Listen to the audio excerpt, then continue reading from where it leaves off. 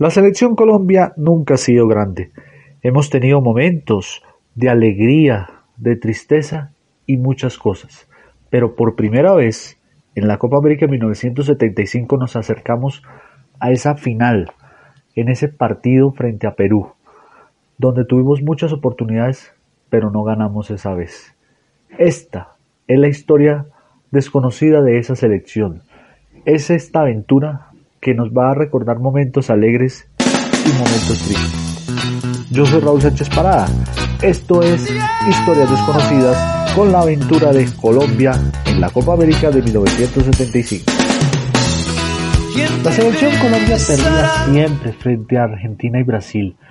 Tenía una que otra victoria histórica sobre Uruguay, la más importante en Montevideo y con gol de Wellington Ortiz en desarrollo de las eliminatorias al Mundial de 1974, mientras que Perú y Paraguay solía amargarnos el camino.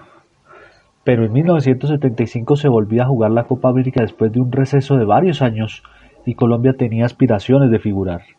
Mientras tanto, en Colombia se vivía un silencio total y se estaba convirtiendo en el mayor exportador de marihuana, alentada, sin querer queriendo, por las medidas de la administración de López Michelsen, que promovió la bonanza cafetera. Había establecido un sistema de cambio de dólares a pesos colombianos en el Banco de la República que por su utilización ilegal pasó a la historia como la ventanilla siniestra. Hay un podcast de fútbol y narcotráfico de historias desconocidas que hice para ustedes. Ahí cuento esa parte donde dice la historia de la ventanilla siniestra. Búsquenlo, es una cosa excepcional y ahí está la definición. Pero también hay que decirlo, habían anuncios del gobierno sobre la casi segura recuperación de la espada de Simón Bolívar que se había robado hace más de un año. Esa nueva y extraña guerrilla llamada M-19 de las potencias intelectuales desatadas por Marta Traba y de que el país estuviera enamorado de los cafeconciertos, especialmente si tenías como estrella a la gran Fanny Mickey, la que fue directora durante muchísimos años del Festival Iberoamericano de Teatro de Bogotá. El país veía a su equipo y tenía la mejor nómina desde los días de los héroes de Arica que habían clasificado al Mundial de 1962. Tras el fracaso de la eliminatoria a Alemania de 1974, una generación de lujo con varios jugadores que habían logrado clasificar a los Juegos Olímpicos de 1968 mostraba una compenetración notable, a diferencia con el tradicional regionalismo que se vivía cada convocatoria de una selección Colombia. Esta vez fue distinto.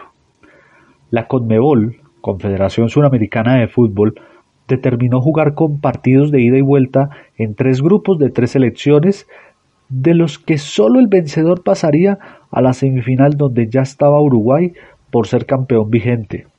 El grupo de Colombia era con Ecuador y con el temido seleccionado de Paraguay, favorito y famoso por su estilo de juego, la garra guaraní, que les aseguraba al que tendría que trabajar el doble y cuidar mucho sus piernas si querían vencer a los jugadores con la camiseta blanca y roja. El primer partido de la selección que dirigía el legendario arquero Efraín el Caimán Sánchez fue contra los paraguayos en el Campín el 20 de julio de 1975. En un juego complicado en que la garra guaraní casi acaba con las ilusiones de los colombianos en su día patrio.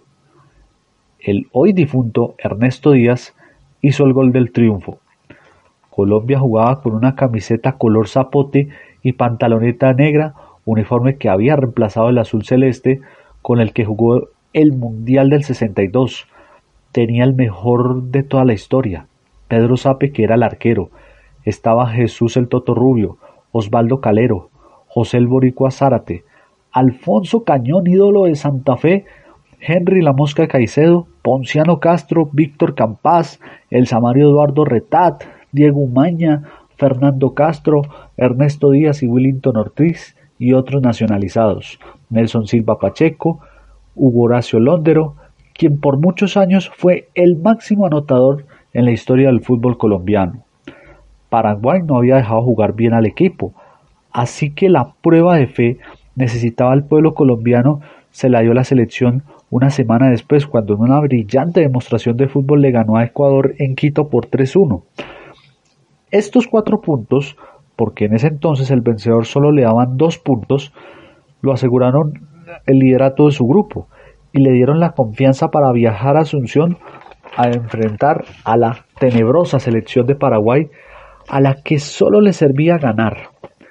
El 30 de julio de 1975 fue el día en que nació un discurso popular que renace cada vez que la selección Colombia debe jugar en el Estadio Defensores del Chaco de la capital paraguaya.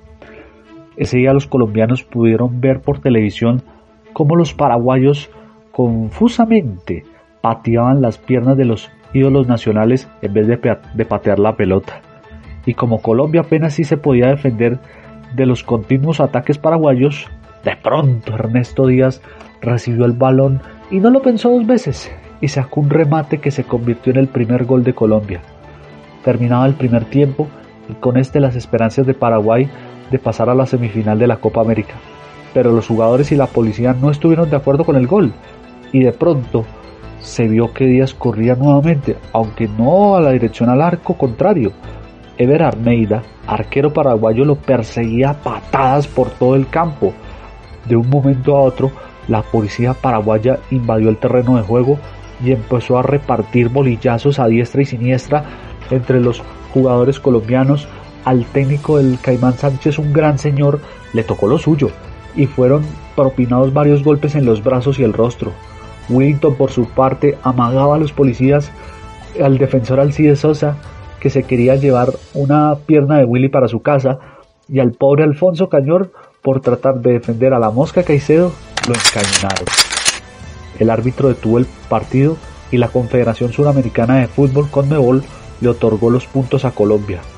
Por primera vez, la selección estaba en semifinales de un torneo tan importante y para celebrarlo, el pueblo recibió a sus jugadores en el aeropuerto El Dorado como si fueran héroes, haciéndoles calle de honor por toda la calle 26.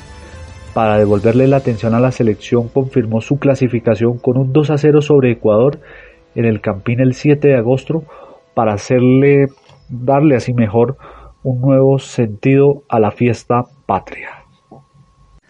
Mientras que Mohamed Ali le gritaba a todo el mundo que él era el mejor jamás nacido, al relator Joe Frazier en Manila en una pelea que pasaría a la historia del boxeo, mientras Antonio Cervantes, Kid Pambelé y Roque Valdés hacían lo propio en Colombia.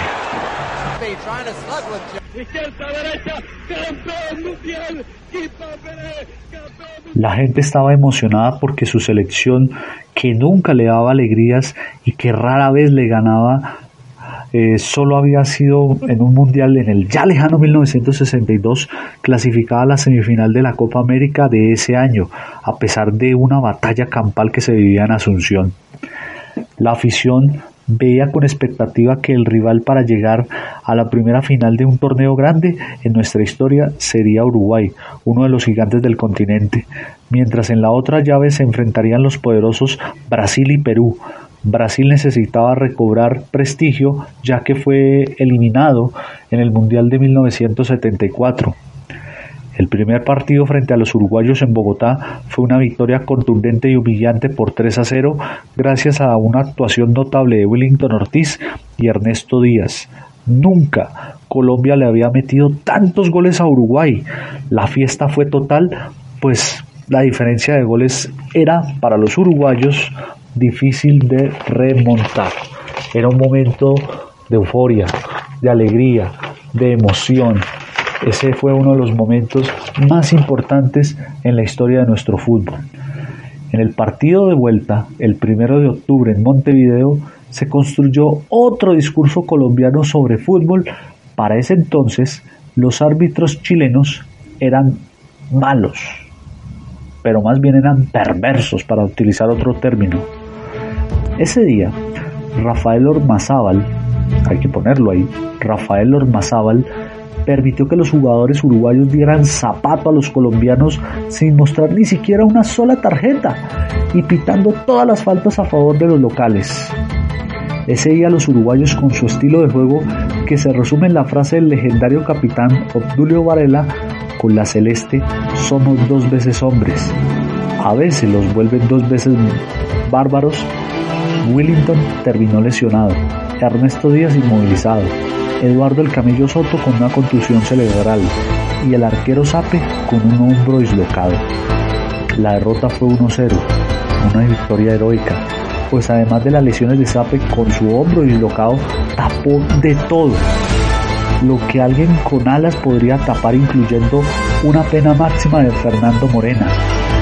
Si lo ponemos a este ejemplo, a lo de hoy, un arquero de estos le hubiera tapado a Luis Suárez, a Neymar, a Lionel Messi, a Cristiano Ronaldo, a Lewandowski, a Adrián Ramos, a James Rodríguez, a Falcao, o sea, a cualquier arquero de esos con un hombro dislocado hubiera tapado absolutamente de todo. Luego, el mismo Morena cobró otra pena máxima y la volvió a agarrar tratando de colocarla en el ángulo de la portería. Y con eso clasificamos. Pero solo era cuestión de esperar que el rival vencedor entre Perú y Uruguay se diera. Y la noticia, como se esperaba, era que la selección Colombia debía jugar con Perú de Hugo Sotil, Teófilo Cousillas, Juan Carlos Oblitas, Héctor Chumpitaz, la mejor selección peruana de la historia, un rival que habíamos dejado fuera del Mundial, pero que inevitablemente era el gran favorito.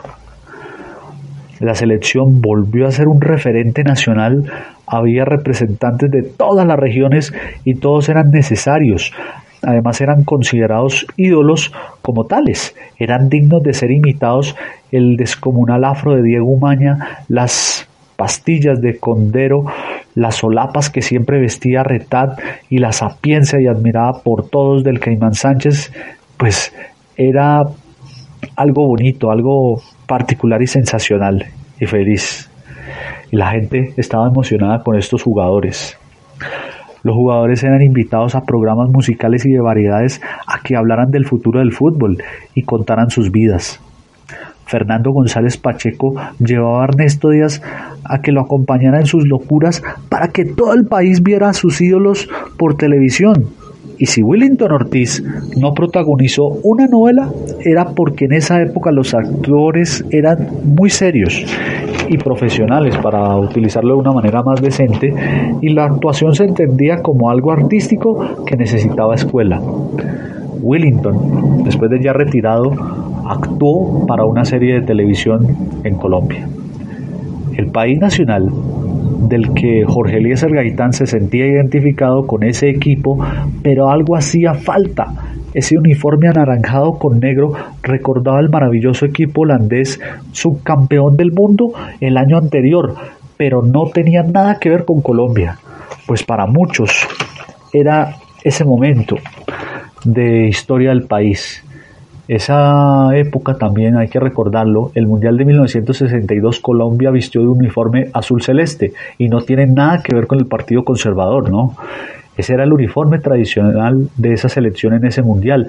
Incluso nos vestimos de amarillo, azul y rojo en la Copa América del 75, o con uniforme blanco, mejor para decirlo así, y con franjas del tricolor nacional en la primera Copa América de 1945, historia que contamos en ese momento en Historias Desconocidas.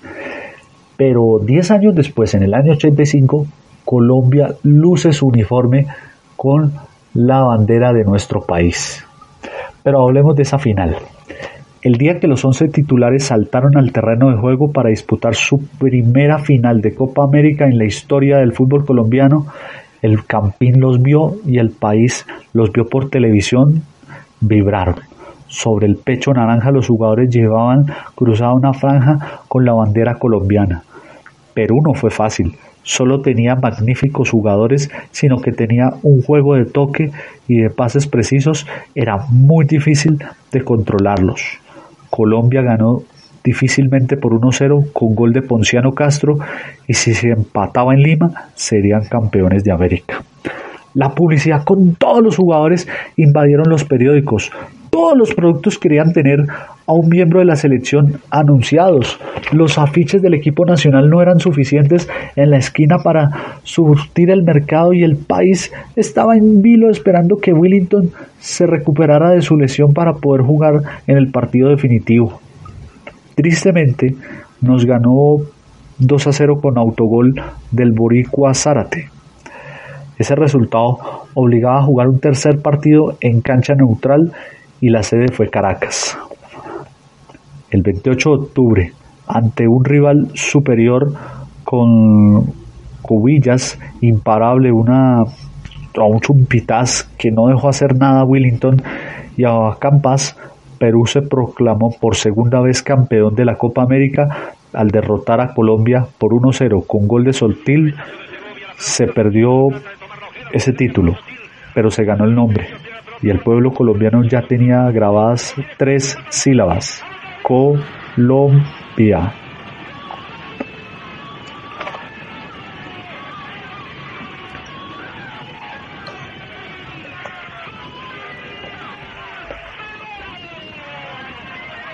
Nuestra selección adquirió por primera vez respetabilidad en la geopolítica del fútbol suramericano y el nombre de Willington Ortiz se volvió famoso en todo el continente, pues cada vez que salía del país con Millonarios hacía trizas las defensas de sus rivales. Se esperaba que el equipo que quedó segundo en la Copa América del 75 clasificara al Mundial de Argentina del 78, pero el estilo de juego rápido y ofensivo no se mantuvo.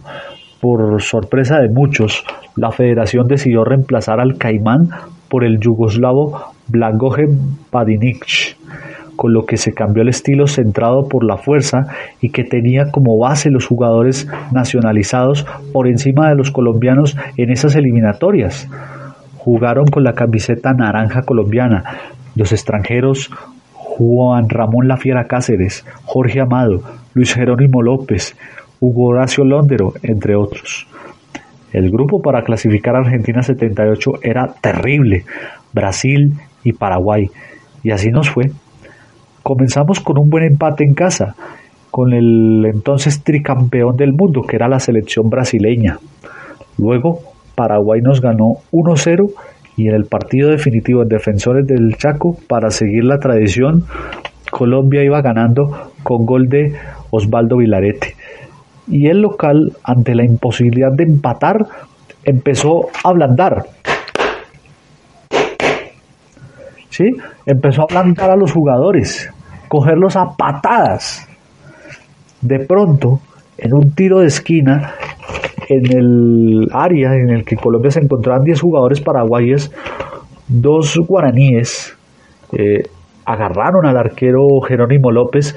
Cuando se dice agarrón se refiere a que uno le tenía los brazos por el otro, la otra persona en el cuello, y Paraguay empató y una vez más nos amargó la vida y quedamos eliminados del Mundial. Y por supuesto, ahí terminó la famosa aventura del zapote mecánico y la Copa América de 1975. Muchos años después, Colombia volvería a ser protagonista de una Copa América en el 87, y otros años después, en el 2001, llegaríamos nuevamente a la final de la Copa América del 2001, en la que ganamos. Muchos años después, y para decirlo, como lo dije al comienzo, esta selección no es grande, pero siempre fuimos protagonistas, siempre ganamos prestigio, ganamos partidos a rivales importantes, pero siempre con ese honor y el orgullo patrio que tenemos y que aún seguimos teniendo a lo largo de estos años. Yo soy Raúl Sánchez Parada y con este podcast terminamos Historias Desconocidas. Espero que lo hayan disfrutado. Muchas gracias. Mil promesas de amor que no se cumplirán. Cuántas cosas bonitas ya no se darán. Tus ojos brillan hoy buscando libertad. Muéstrame tu sonrisa por una vez más. ¿Qué haces conmigo? Cuánto me duele. Me has desprendido de tu vida y crees que nada pasará. Si te he perdido, suficiente para yo ser el más triste del mundo con mi soledad. Como si nada, sigue tu vida, sin importarte este sentimiento de amor de verdad. Con tus palabras causas heridas y no se sabe ni cómo, ni cuándo, ni dónde, ni si es que un día podré sanar. Porque sin tu amor todo es nada ya. ¿Qué hago con tu adiós y esta soledad? Y sigues tu rumbo que yo no te voy a suplicar. Duele, claro que hay dolor, quieres lo que quiero más. Duele, claro que hay dolor, quieres lo que quiero más. Nilson Martínez y Carlos Macené. ¡Ay, hombre!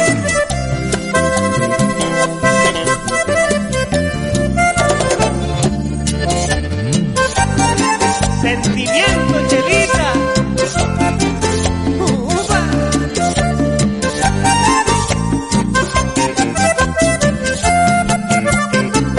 Nadie te va a negar que me hiciste feliz, que cuánto me quisiste, eso no lo sé.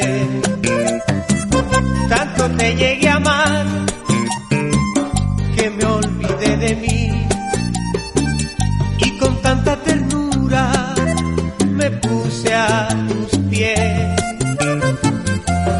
Pero te marchas, no hay quien te ataje. Eso sí puedes estar bien segura que no intentaré. El que se va sin que lo echen, dice el adagio que sin que lo llamen regresa otra vez. Me porté bien, lo suficiente, por eso sé que no tienes motivos para llegarme a odiar. Que si pequé fue por quererte, porque te amé demasiado, te quise y seguro que siempre te voy a adorar. Pero sin tu amor todo es nada ya. ¿Qué hago con tu adiós y esta soledad? Y sigue tu rumbo que yo no te voy a suplicar. Duele, claro que hay dolor,